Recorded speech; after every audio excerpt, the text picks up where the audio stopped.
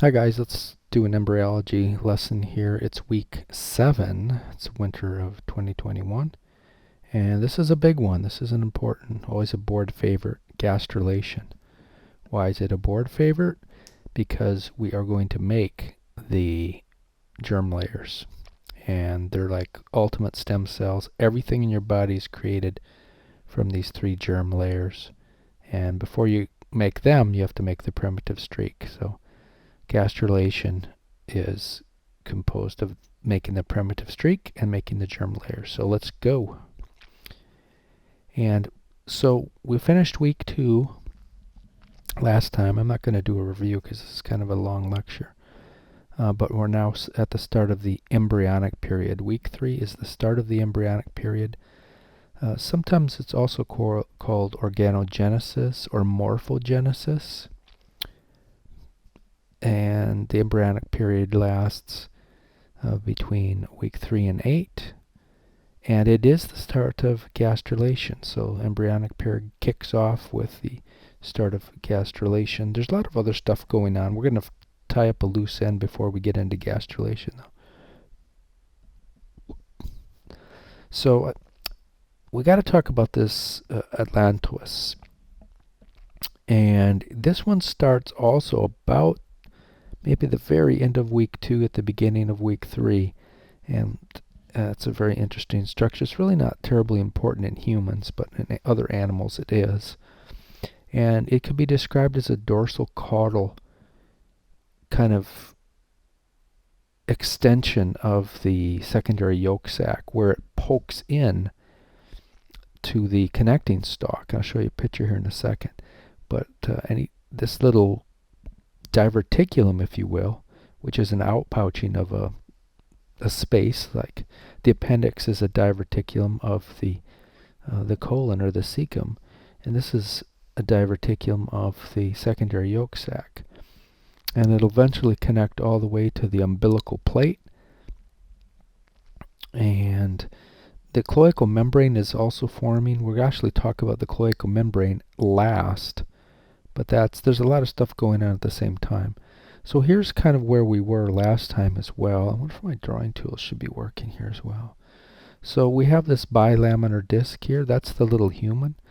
We have our secondary yolk sac right here. Just call it a YS. And this is the amniotic cavity right here. Right? Epiblast and hypoblast. This is the hypoblast layer right here. This is the epiblast, and we talked, if you don't know what that is, you better go watch some of the other videos. But remember, this is all suspended. This little blastocyst is what this little human is. And it's suspended by this connecting stalk. And then we have a diverticulum that's poked in to the connective stalk. The connecting stalk will become the umbilicus, or not the umbilicus, but it'll become the cord that connects mom to baby. And now we have an indentation in it called the Atlantus. Right? And I mean, technically it goes through extraembryonic splanchnic mesoderm. Remember, this is the chorionic cavity right here. And this is somatic extraembryonic mesoderm. And this is splanchnic extraembryonic mesoderm. And so technically this outpouching, or this diverticulum Atlantus, occurred in the splanchnic extraembryonic mesoderm. And this region here, I mean, this region that we got into here, this is kind of undifferentiated. That was the extraembryonic mesoderm that didn't really split by the chorionic cavity. Remember, we said the chorionic cavity split, creating those 2 layers, but it didn't split right where the connecting stalk is. So, all right. So, why do we care about this thing? Well, it does hollow out. It's vestigial in humans, so it doesn't really do anything. In other species, though, it drains urine from the bladder into mom's circulation. And in birds, it actually has a respiratory function. Respiratory waste is taken out from it. The placenta actually does that stuff in humans. So it's kind of faded out of existence. But the cells do help form the urinary bladder, so that's kind of important. And then it forms some gross 2 structures that you'll see next quarter in gross anatomy. The urachus in the median, not the medial. Be careful of that one, the median umbilical ligament. I'll show you a picture in a minute. So yeah, that's where this comes from, the Atlantus, right? And after this tube that starts to form, because we just had that little invagination, pretty soon as the umbilical cord grows and an umbilical plate forms, that little diverticulum will grow and connect to the umbilical plate. And at that point, it's called the urachus. The urachus. It doesn't work normally in humans. However, there are birth defects where you can get urine draining out of a urachus that didn't properly close. Did we talk about that? We'll talk about that in 5th quarter. Anyway, after birth, the urachus dries up and becomes the median umbilical ligament. So the evolution is you have the Atlantus, which becomes the urachus, which becomes the median umbilical ligament. And you'll see this next quarter. So here's the bladder, the urinary bladder down here.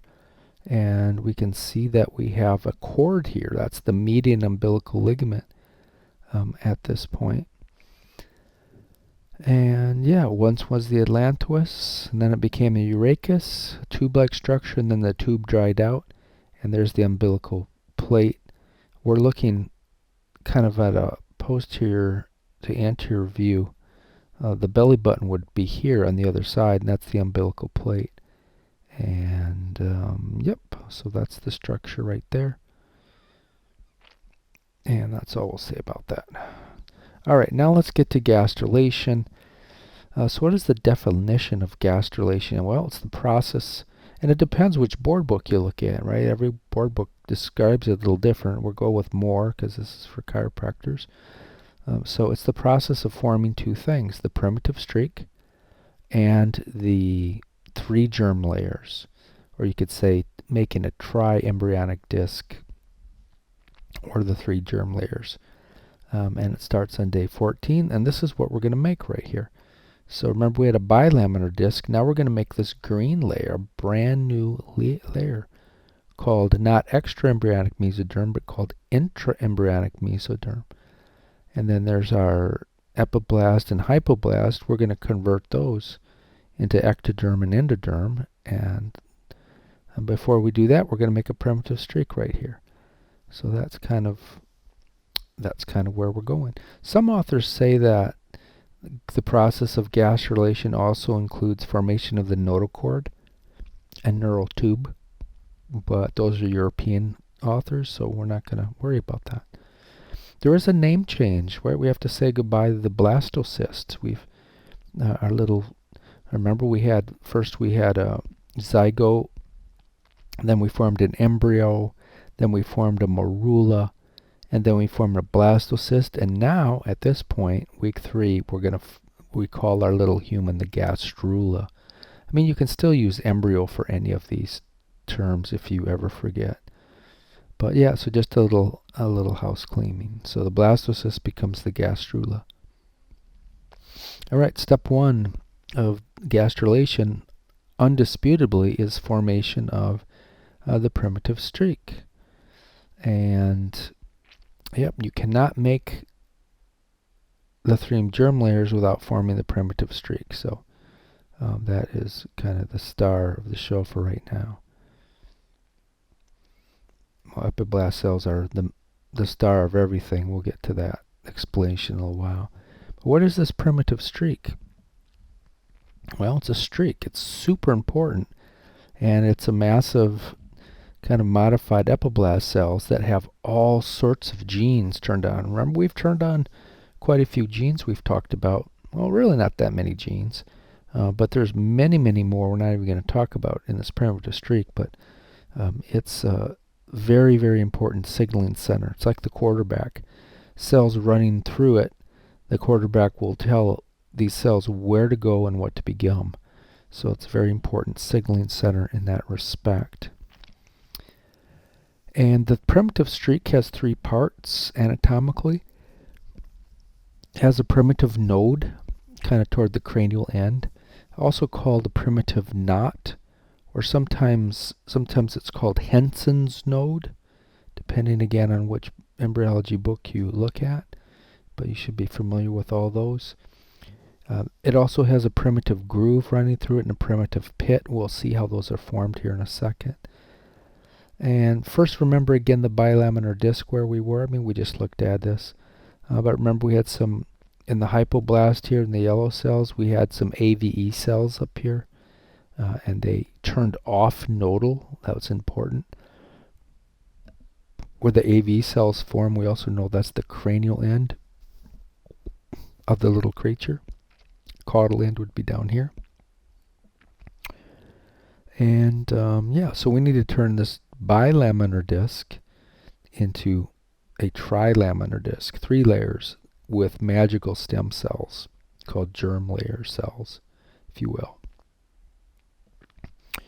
Also remember, nodal is turned off in the cranial region. Yep, I just said that. So those AV cells went to great lengths, right, to make sure nodal was off up here.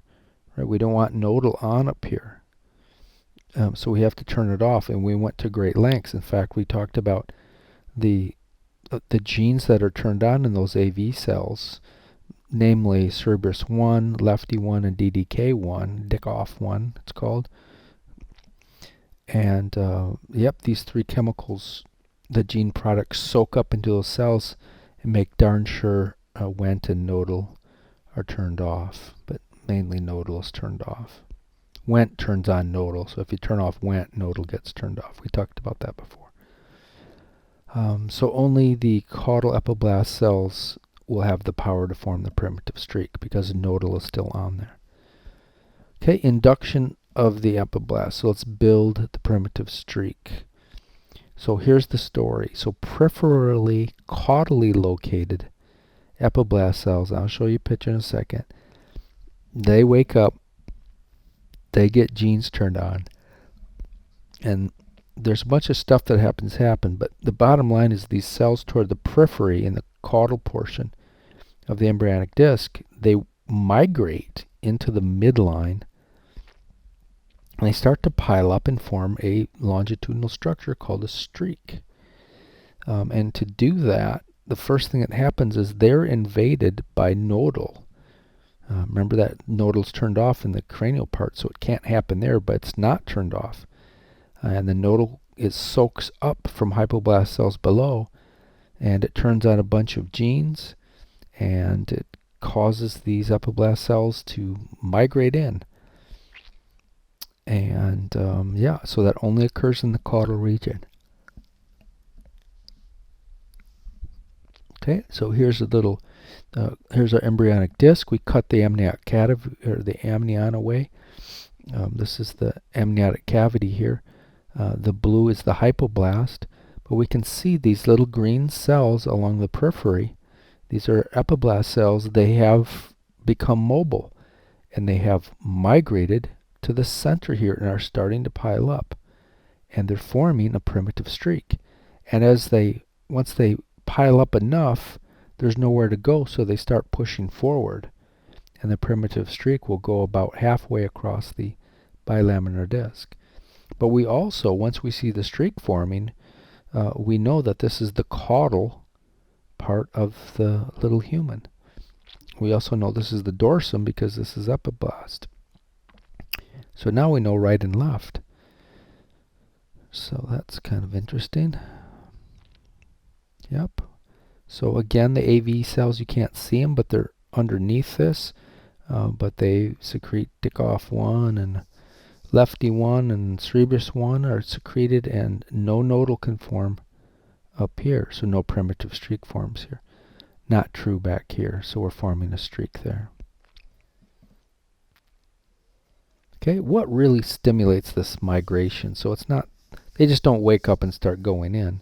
But we know nodal from the below hypoblast cells That turns on the Wnt gene. So actually the Wnt3 gene. If we got the little, this is for you you people who want to crush boards and crush my class. If people want to get by, you don't really have to get this deep into embryology, I don't think. People want to crush it, need to really understand this stuff. But yeah, so we know that nodal from the hypoblasts turns on the Wnt3 gene in these kind of caudal lateral placed epiblast cells. Wnt3 turns on the nodal gene in them. So really nodal from below turns on nodal. And when I say below, I mean the hypoblast cells below. That soaks up to the epiblast cells, turns on nodal gene there. And nodal goes on to turn a bunch of other genes which stimulate them to move toward the midline, and we won't go down that rabbit hole. I think that's good enough. And I said once the cells start piling up in the midline, there's nowhere to go, so they start pushing forward. Therefore, the primitive streak elongates cranially. It's going to regress caudally, but when it's first forming, it elongates cranial. That could be like a medium hard question. As the primitive streak is forming, which way does it go? It actually goes cranially. As it regresses, it's going to shrink again. It's going to shrink caudally, as we will see. Once it makes it about halfway through the embryonic disc, it stops. And then, but cells, even though it stops, and we don't know why it stops, it could have kept going. Although nodal is turned off, so it's probably starting to run into cells that you can't turn nodal on in anymore. But once it stops, cells start piling up toward the cranial end of the node, and toward the cranial end of the streak, and it starts to form a knot. And that's our primitive node, aka again primitive knot, Henson's node. Langman calls it the organizer. That Langman gets us in trouble sometimes. He's the only one who does that. So I hope that doesn't pop up on boards, but it is Langman is a chiropractic board book, so you never know. Could say the primitive streak was the induced by the primitive node, so that means it was formed by the primitive node. Or no, I've got that backwards. Primitive streak really induced the formation of the primitive node. Carlson says, I don't think that's that important statement, but yeah, so here's what we have. So these cells, these epiblast cells that were over here, they all migrated in. They started piling up, formed a streak, and once the streak was formed, they started piling forward. And then they stopped about halfway because nodal is off here, but they still piled up into a primitive node. All right, so the primitive node's important. It's a major kind of a signaling center, like an airport traffic control tower. Cells are passing through that region. Epiblast cells and even ectoderm cells, they pass through there, and it tells them where to go. It turns on many, many different genes, and it's telling cells, okay, I want you to go over here and form the legs. I want you to go form the arms. I want you to go form the brain. As cells migrate through and drop underneath the primitive streak, many of them go through the primitive node. But all of the primitive streak does that. As cells pass through, all of the primitive streak cells direct and tell these migrating epiblast cells where to go and what to become. There are some genes we need to talk about in the primitive node. I do like to test on this, but again, this is for you people who want to crush boards. So we have goosecoid, cordon, and FOXA2. So goosecoid, and these are all really key genes that are turned on in the primitive node that are important. The goosecoid and cordon 1 are super important for nodulation, and we'll talk about that probably the next lecture, the formation of the neural plate, which rolls up into a tube that becomes our spinal cord and brain. So it's super important, and without goosecoid and cordon, you're not gonna you won't have a viable creature anymore. All right, it also activates noggin and chordin, which are important for sidedness. It tells the heart to kind of go to the left side. Tells the spleen to go to the left side, tells the liver to go to the right side, so it's important for that later on down the road. Chordin is actually turned on by goosecoid. It's kind of a helper to goosecoid. It's also important for induction. So for in neural induction, formation of the neural plate and neural tube, you need goosecoid and chordin functioning.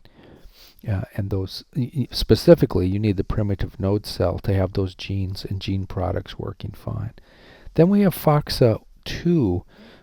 This is kind of the star of the show with regard to formation of the nodal cord, which we'll talk about next, or in the next lecture, I believe. It also helps the primitive node mature and turns on other genes, which we won't go down that rabbit hole. And it's important for formation of the prechordal plate as well. All right, so the migrating epiblast cells continue in the midline. So after the primitive streak is formed, these epiblast cells continue to migrate toward the streak, but the streak is already formed and the node is formed. So why do they keep migrating toward the streak? They're not going to form the streak anymore, but they're actually going to pass through the streak and go down toward the hypoblast. And they're going to get genes. We'll see what happens to them in a minute, but they're going to have genes turned on, which will instruct them where to go and what they should ultimately become. And we do have some straightforward migrators as well toward the cranial region we'll look at here in a sec. So here's kind of a cartoon of this.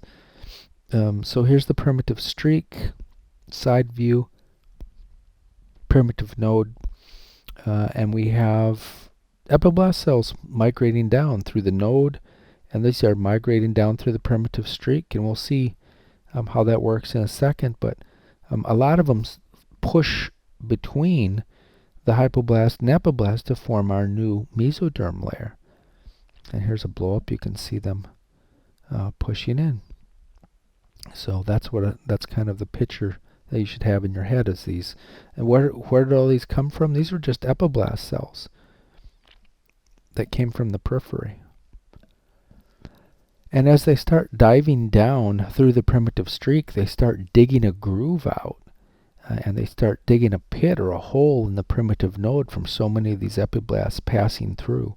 And that forms the primitive groove and primitive pit. Right, and there's a little story of it. You can't see the epiblast cells, but there would be, cells still coming in here, migrating, diving down. You can see them diving down, and these cells are destined. They dove down here. They got exposed to certain gene factors, and it said, "Hey, you're going to stay in the middle." You got exposed to medium levels of nodal. Kind of give you a sneak peek. If you get exposed to medium levels of nodal as you pass through here, you don't have enough power to go all the way down to the hypoblast. You stay here in the middle and you become mesoderm cells. But yeah, you can see the nice groove. Primitive pit's a little hard to see, but this is epiblast still. These are all epiblast cells. Can't see them together. They're all, microscopic. They're little tiny ones all over the place. All right. Here's an electron microscopic view of the nodal cord, and you can see the primitive groove quite nicely. Primitive node is not raised up much in this picture. You can't see the primitive pit very well. All right, so yeah, as we said, the primitive streak forms, the body axes are formed. We know where cranial is, we know where caudal is, we know where dorsal is, that's where the epiblast cells are. We know where ventral is, that's where the hypoblast cells are, and then we know where left and right is as well. Alright, so there's just kind of a thing, yeah. If the streak forms back here, we know this has got to be the caudal, because the streak doesn't form cranially. And we know that this is hypoblast or epiblast cells, so we know this is the dorsum. The ventral surface is into the plane of the page, and therefore we know left and right. Now that the primitive streak is formed, are we ready to start making the germ layers? No, I made it too simple. These epiblast cells, they can't just start migrating, right? Because these epiblast cells are simple columnar. And we all know from histology that simple columnar cells are hooked together by the sides. So we need to unhook them or they're not going to migrate anywhere. So we got a little work to do. Then we need to make them slippery as well so they can slip between the epiblast and hypoblast.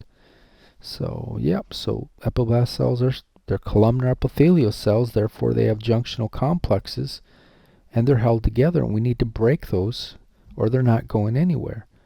Right? Remember these pictures like this? These are the important desmosomes we'll talk about in dermatology condition that attacks these things. Pemphigus vulgaris, autoimmune attack on these. But they're holding the cells together.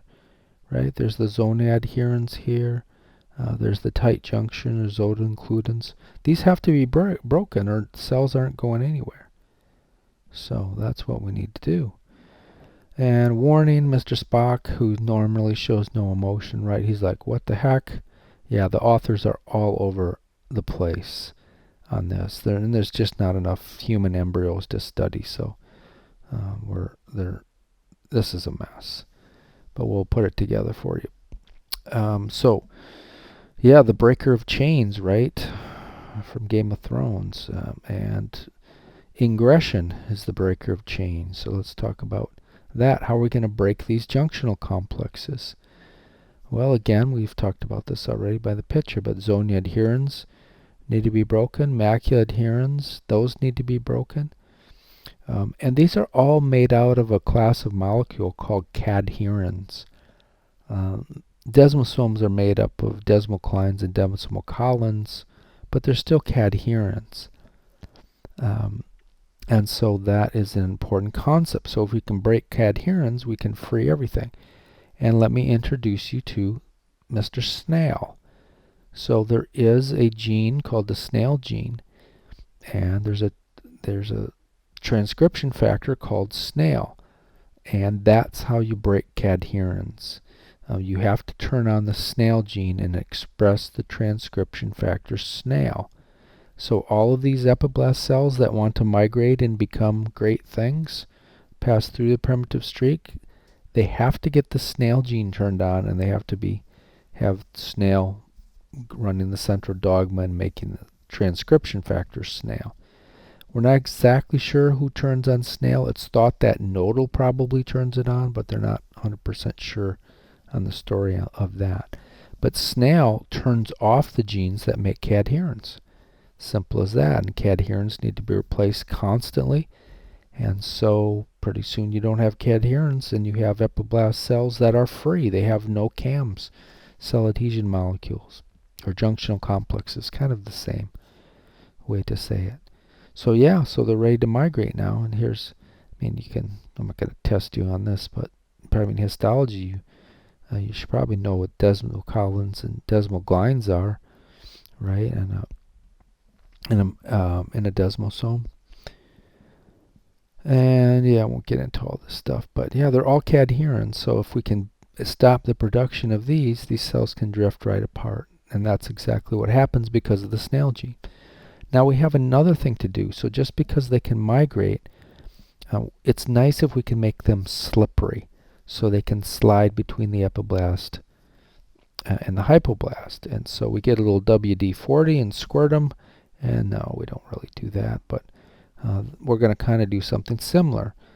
So our cadherin-free epiblast cells, they also have genes turned on for a glycosaminoglycan called hyaluronic acid, and we just talked about that in spinal anatomy. We talked about all those things. So that's kind of a strange one, but it's slippery. All these glycosaminoglycans are slippery. It also turns on a glycoprotein gene called fibronectin. So these cadherin-free, these CAM-free epiblast cells start moving to the center, they also get very slippery as they do that. And that coats them so they can move, and it also seeps down the cadherins, or the hyaluronic acid fibronectin seeps down between the epiblast and hypoblast and makes it slippery so they can slip in there. Okay, so now our lateral or peripherally located, caudally located epiblast cells, they're ready to go. They're ready to migrate. And they migrate through the streak, as I said. And now as they migrate, let's get a little more into the weeds here. As the epiblast cells, the simple columnar epiblast cells, as they start to pass through the primitive streak, and even just a hair before they pass through, they undergo a metamorphosis, and they become no longer simple columnar. They turn into a bottle looking, like an Erlenmeyer flask type bottle. And they're actually called bottle cells. And they're considered pre-mesenchymal cells. They still can't swim fast like mesenchymal cells. They don't have pseudopodia, but they're about to. So here's epiblast cells that are slippery. They have no cadherin. They have no cams, so they can move.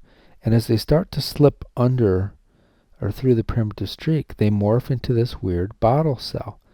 And as in a few minutes later or few hours later, they morph into a real mesenchymal cell. Mesenchymal cells have pseudopodia. They have arms, so these guys can crawl. They can migrate great distances. So that's what these bottle cells are becoming. Right, then we have the concept of epithelial to mesenchymal transformation. Well, we just explained that. So we had epithelial cells. They lost their cell adhesion molecules. They got slippery. They migrated. They slipped through the primitive streak and turned into bottle cells. And now the bottle cells morph into real mesenchymal cells. So as bottle cells pass beneath the primitive streak, another metamorphosis occurs, and they become real mesenchymal cells. And these mesenchymal cells have real pseudopodia, or little arms, so they can literally crawl to their pre-programmed destination. And that completes a cycle. We went from epithelial to mesenchymal. And we'll see in a minute, some of them actually go back to epithelial again.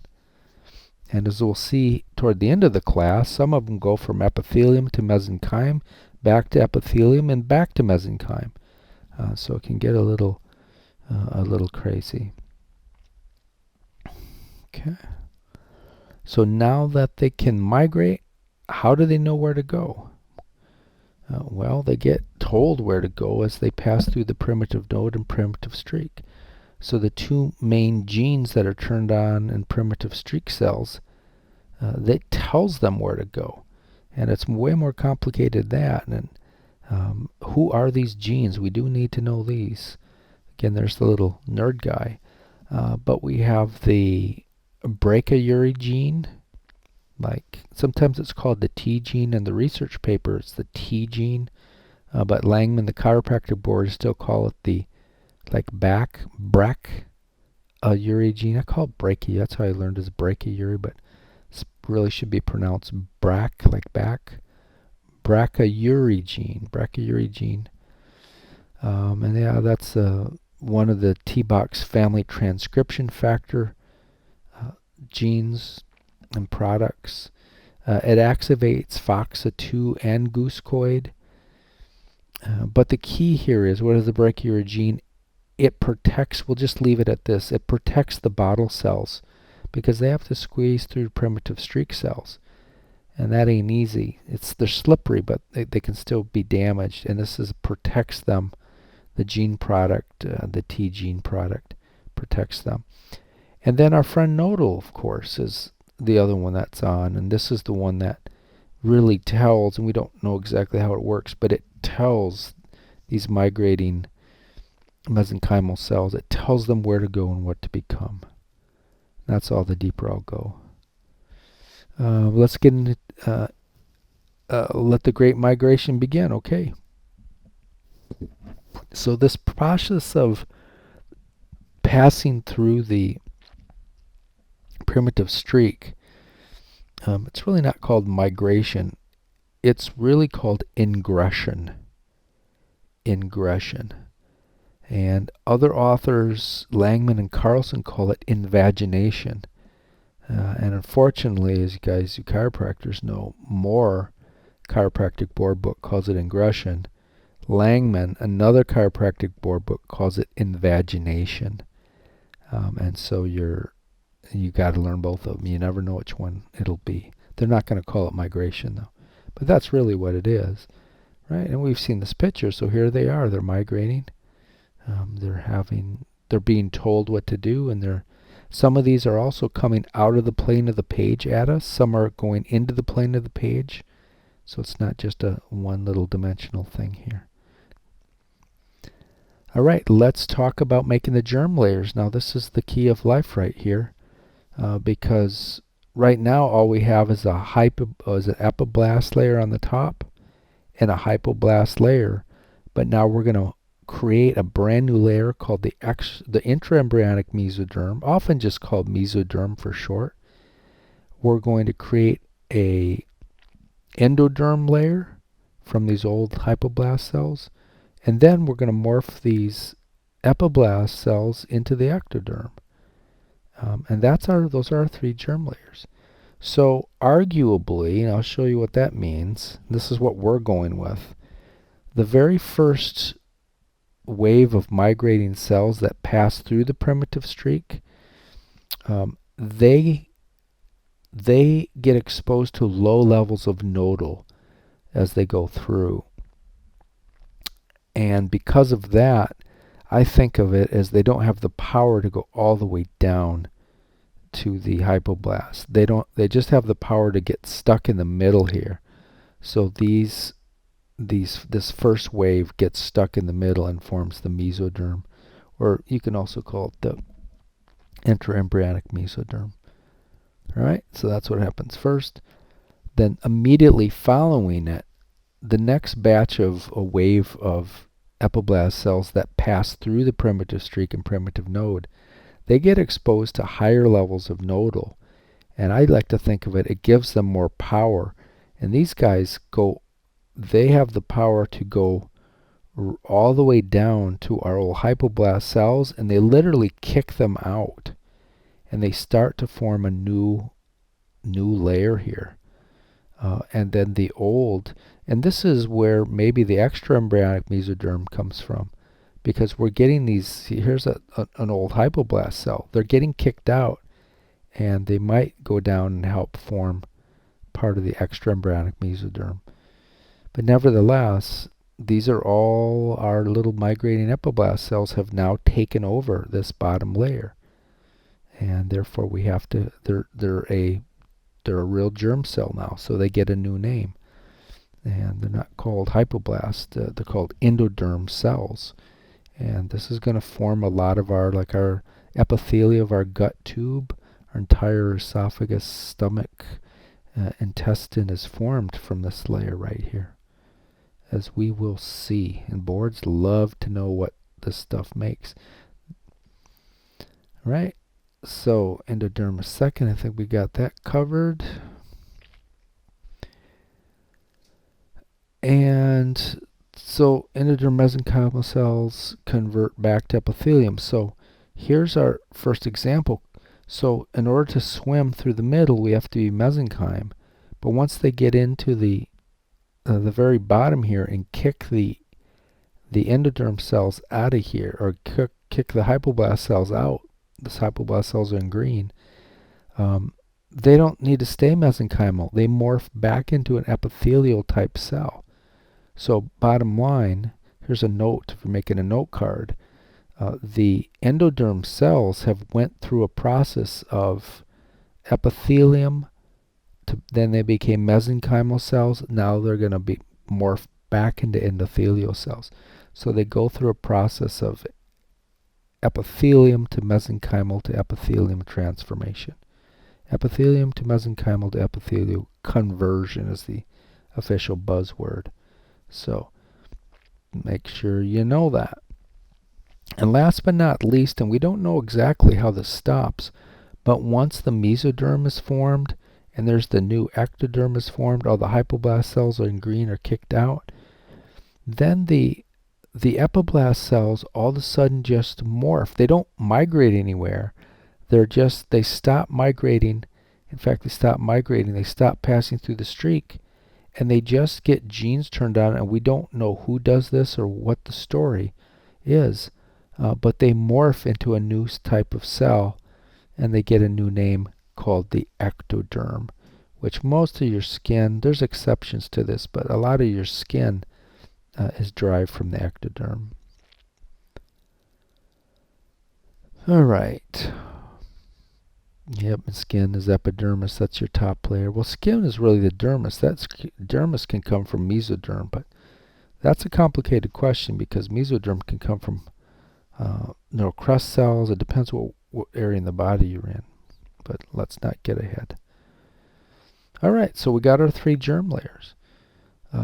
So here's a little confusion point for people who are, if you're listening to this from Europe or using a different board book. There is some arguments about, I told you the mesoderm forms first, and then the ectoderm or the endoderm forms second. Some don't believe this is true. So here's a picture. This is Larson, which is a really good book. It's more of a European book. But Larson believes that the endoderm is actually formed first. See how the hypoblast cells are getting kicked out. And then the second wave down forms the mesoderm. So we're going to go with the other way because the chiropractic board books go the way that I told you. But so you have to, this is the area you have to look at your board book. We're going to go with more here on this. All right, fun facts. So ectoderm cells, or the ectoderm layer, starts in the cranial region first, where nodal is not turned on, so it might have something to do with that. And then another really key point here is those epiblast cells, they were, and I've said this before, these are like the ultimate stem cell of all times, because they really gave rise to the mesoderm, to the endoderm, and ultimately they morphed into ectoderm. So these are super, super magical cells, these epiblasts. Prechordal plate story. So I should have told this one first, but this is another thing that was going on at the same time. I don't know if I should have, but let's tell it now, the prechordal plate. And even Larson says is one of the most misunderstood structures in human embryology. So even Larson, a veteran board book author, even says, I admit this area is a mess. And so, but we need to talk about the prechordal plate. Singh, I think that's an Indian author. They call it the prochordal plate. Carlson calls it the head organizer, because is super important for forming the forebrain. But yeah, we're going to, Larson and our chiropractic books call it the prechordal plate, so that's what we'll call it. And let's talk it over here. So more confusion, and here's a shame the chiropractic board books are not on the same page again. But more chiropractic board book says this prechordal plate comes from hypoblast cells. Thickening of the hypoblast. Okay, Langman, the other chiropractic board book, and Carlson, which was my favorite book, they tend to agree with each other. They say it comes from intraembryonic mesodermal cells, or a collection of mesodermal cells. So that's what we're going with here. So it's found between the epiblast and hypoblast cells. So we're going to talk about several waves that come out of the primitive node, waves of these migrating epiblast cells, and they migrate straight forward, right in the midline between the ectoderm and endoderm, or maybe it's still hypoblast and epiblast. They migrate forward between the two layers that are there. And this is the very first wave of migrators that forms this important prechordal plate. And the prechordal plate, where's a picture of it? So here's the prechordal plate. So we have all these cells, these epiblast cells are migrating through here, and as they go through the primitive node, they're told, you are going to be the prechordal plate. And the cells say, yes, master, I will obey you. And they go straight forward between the hypoblast and epiblast, and then all of a sudden they stop. We don't know what makes them. There's some signal maybe. Right, very close. Part of this prechordal plate is underneath the AVE cells that we've already talked about. But they keep piling up and piling up and piling up. And this layer is between the top layer and the bottom layer, or the epiblast and hypoblast, depending on what stage we're in. And that's basically it. That's the prechordal plate, is formed exactly like that by that first wave of migrators there.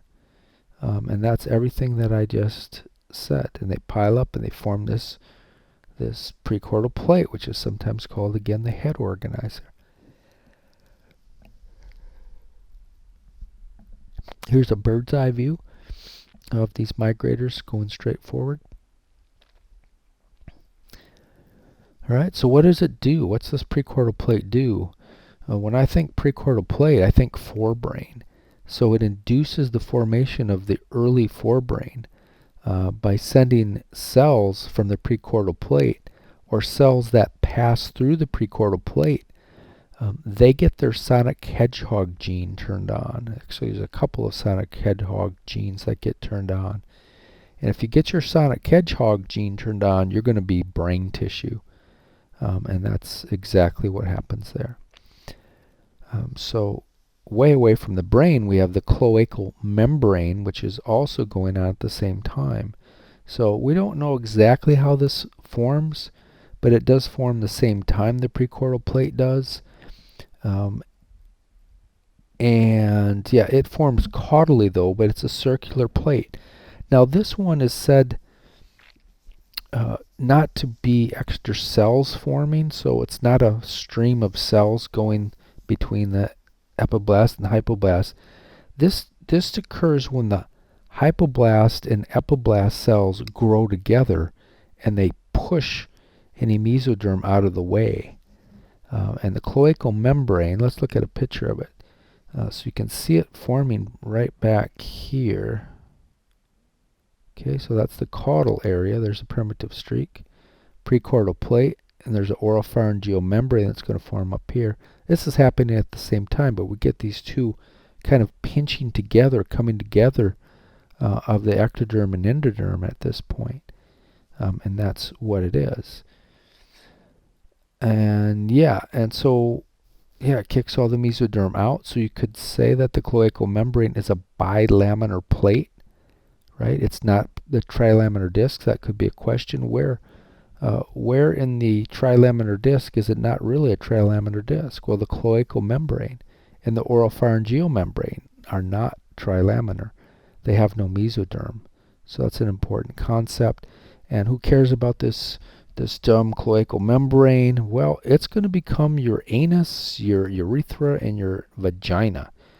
So it basically becomes the end of the gut tube. So that's really important. But that's what it becomes. And then on the other side, let's talk about this oropharyngeal membrane, and we'll call it a day. But about the same time cloacal membrane is forming, at the cranial end we have another plate forming exactly the same way. It pushes the ectoderm and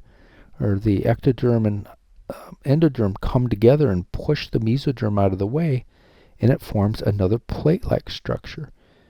And it happens just a little bit in front of the prechordal plate is where the oropharyngeal membrane forms. They're very close together. And in fact, I took some of these slides out. I was getting too far in the weeds, but the prechordal plate actually helps induce turn-on genes to make this oropharyngeal membrane, they believe. Who cares about this one?